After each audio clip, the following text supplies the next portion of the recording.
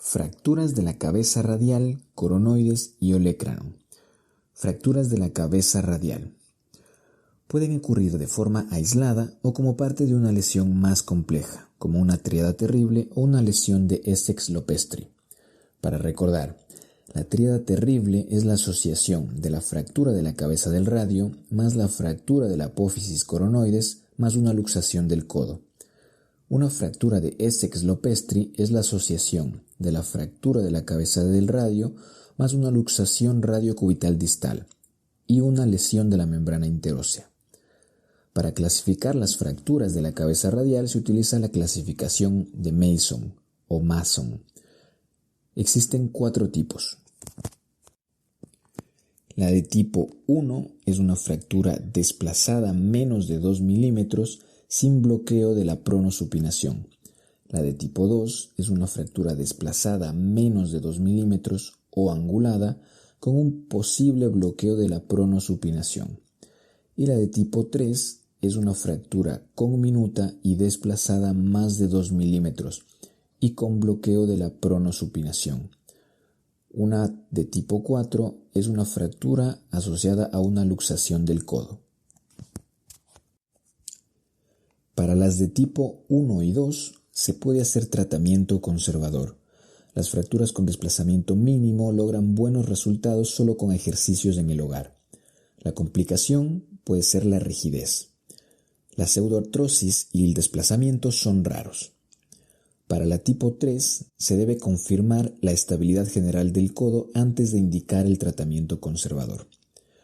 Para el tratamiento conservador es importante determinar que la lesión sea aislada y que la flexoextensión y pronosupinación estén conservadas.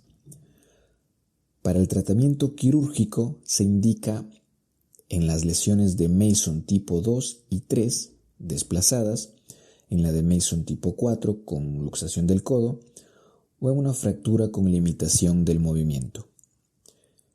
El tratamiento de las fracturas de Mason tipo 2. Cuando está indicada la cirugía, se hace reducción abierta con fijación interna, con tornillos de microfragmento, con o sin placa de soporte. También es posible la resección parcial de la cabeza radial. Si la superficie articular restante es pequeña, se reemplaza la cabeza del radio. Si el codo es estable, se puede hacer la resección sin reemplazo de la cabeza del radio. Últimamente han aparecido técnicas nuevas como los tornillos cruzados o la técnica del trípode. Tratamiento de las fracturas de Mason tipo 3. A menudo son parte de una lesión más grave. En ancianos con fracturas aisladas, la resección de la cabeza radial puede ser buena opción. Antes de la resección hay que descartar la inestabilidad del codo y del antebrazo. La resección tiene menos complicaciones que el reemplazo. Para la reducción abierta y fijación interna, la fractura debe tener máximo 3 fragmentos, tan grandes como para aceptar un tornillo y con mínima pérdida ósea metafisiaria. Si no, se debe considerar la escisión o el reemplazo. La principal complicación del reemplazo es el relleno excesivo de la articulación radiocapitelar, que provoca erosión, dolor y disminución del movimiento.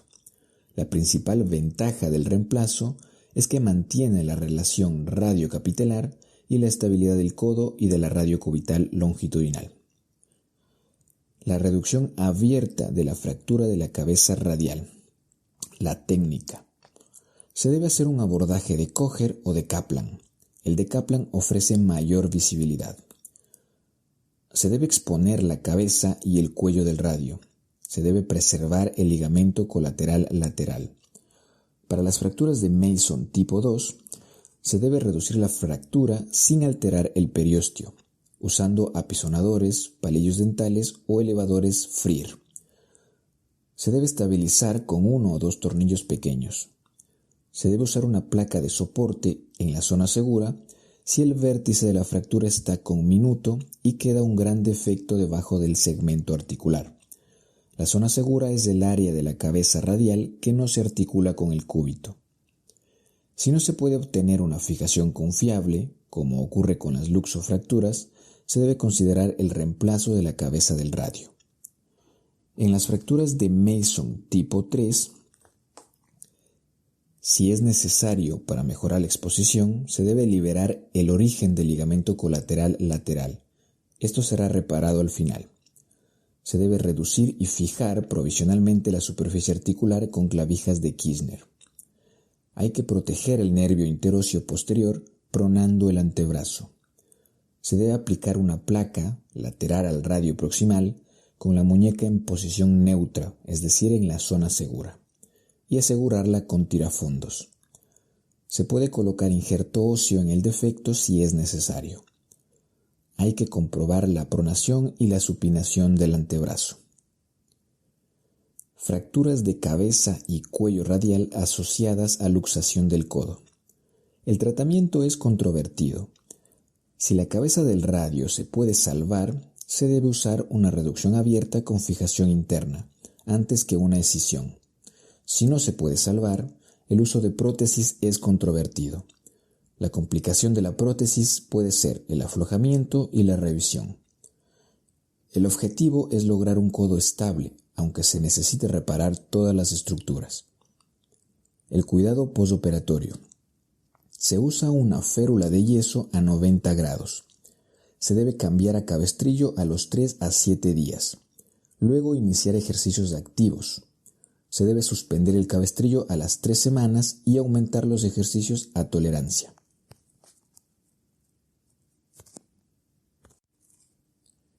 Fracturas de la coronoides. Se utiliza la clasificación de Regan y Morrey. Hay 3 tipos. El tipo 1 afecta la punta de la coronoides y no causa inestabilidad. El tipo 2 afecta hasta la mitad de la coronoides, afectando la estabilidad. Y el tipo 3 afecta más de la mitad de la coronoides y hay una inestabilidad posterior. También se puede usar la clasificación de O'Driscoll. Esta clasificación predice las lesiones asociadas y guía el tratamiento. Por la facilidad de confusión en el diagnóstico en este tipo de fracturas, se debe solicitar una tomografía. También se debe descartar una lesión más grave. Para el tratamiento se pueden usar suturas para fijar fragmentos pequeños y tornillos de tracción para fragmentos más grandes. La fractura de la faceta anteromedial se produce por una fuerza en varo. Si no se trata, puede provocar inestabilidad rotatoria posteromedial. Se debe hacer una reducción abierta con fijación interna. En fracturas anteromediales pequeñas, mínimamente desplazadas y sin subluxación del codo, se puede hacer tratamiento incruento. Los requisitos para este tratamiento deben ser que el codo sea estable y con mínimo 30 grados de extensión. Fracturas y luxofracturas del olecrano. Fracturas. Se producen por un trauma directo o indirecto. El indirecto se puede causar por una tracción del tríceps que avulsiona el olecrano. Se utiliza la clasificación de Schasker. La mayoría son desplazadas y requieren cirugía. En las fracturas desplazadas es común la pérdida de la extensión activa. Se debe implementar un programa temprano de movimiento. En las fracturas mínimamente desplazadas, con extensión activa, se puede hacer tratamiento incruento, con inmovilización a 90 grados por 3 a 4 semanas. Luego movimientos pasivos suaves con progresión a movimientos activo-asistidos y luego activos. Las complicaciones. Complicaciones de la herida, debido a que el olecranon es subcutáneo, implantes sintomáticos y pseudoartrosis, debido a la distracción de la fractura por la flexoextensión activa. Tratamiento. El tratamiento no quirúrgico es una opción en ancianos. La escisión del olecrano con avance del tríceps se usa en pacientes con baja demanda funcional, con conminución proximal no reconstruible o para revisión después de una fijación fallida. El avance debe insertarse hacia posterior, porque da mayor fuerza que hacia anterior. La técnica del cableado con banda de tensión anclado a clavijas de Kirchner es útil en fracturas transversales simples. La colocación transcortical en lugar de intramedular de las clavijas aumenta la estabilidad y disminuye las complicaciones. Está contraindicado en fracturas oblicuas, conminutas o distales a la escotadura sigmoidea. Rara vez se usa en fracturas desplazadas debido a las altas tasas de complicaciones y reoperaciones. La fijación con placa se puede usar en fracturas distales, desplazadas, conminutas y luxofracturas complejas. La placa se usa en modo de neutralización, con tornillos de tracción en olecranon y o coronoides, para reconstruir. Permite la movilización temprana. Son frecuentes las complicaciones de la herida porque el cúbito proximal tiene poca envoltura de tejido blando que además queda a tensión al flexionar el codo. Luxofracturas. Existen la luxofractura anterior y posterior. Para la anterior hay una luxación cubital humeral y se conserva la articulación radiocubital proximal y los ligamentos colaterales. Para el tratamiento se coloca una placa. Si hay fractura de coronoides, se estabiliza con tornillos de tracción y luego se coloca una placa. Luxofractura posterior. Son cubital humerales y radiocubitales y pueden considerarse variantes de las luxofracturas de Montegia tipo 2 de Vadó. Son comunes las lesiones similares a las de la tríada terrible. Protocolo quirúrgico. Primero, se debe hacer la reparación o reemplazo de la cabeza radial. Luego, reducción de la diáfisis cubital, incluido el fragmento cortical oblicuo anterior si está presente. Reducción de la apófisis coronoides con tornillos o suturas transóseas. Reducción del olecranon a la diáfisis y fijación definitiva. Reparación de la inserción de los ligamentos colaterales. Reparación del origen de los ligamentos colaterales. RAFI de la fractura de olecranon. Técnica. El paciente en decúbito supino o decúbito lateral. La incisión desde la punta del olecranon hacia distal, una distancia adecuada para la fractura. Se debe disecar y proteger el nervio cubital si es necesario en lesiones más complejas. Desbride los bordes de la fractura preservando el periósteo y las uniones de tejido blando. En fracturas simples se debe reducir la fractura con pinzas de reducción. Fije provisionalmente con clavijas de Kirchner fuera del plano donde se asentará la placa. Considere la fijación con tornillos de tracción si es posible.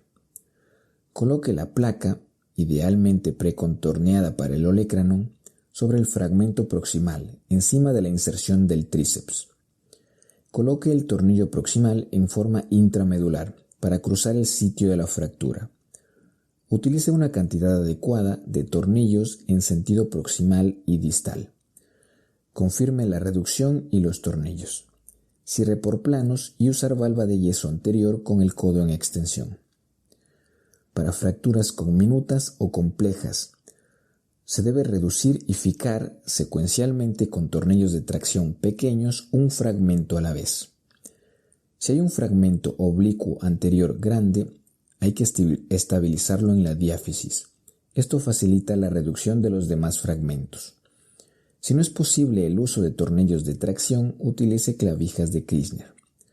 Se debe reducir los segmentos subcondrales impactados y fijarlos con clavijas de Kirchner, con o sin injerto óseo. Se debe reducir el segmento proximal y fijarlo provisionalmente con clavijas de Kirchner. Se debe aplicar la placa. Si la fijación es cuestionable, debido al tamaño o la calidad del hueso, se debe considerar utilizar tornillos bloqueados. Confirme las reducciones y los tornillos. Cierre por planos y usar valva de yeso anterior con el codo en extensión. Cuidados postoperatorios. La férula se usa durante 2 a 5 días. Si el codo está estable, se inician ejercicios de rango de movimiento protegido y se avanza según se tolere.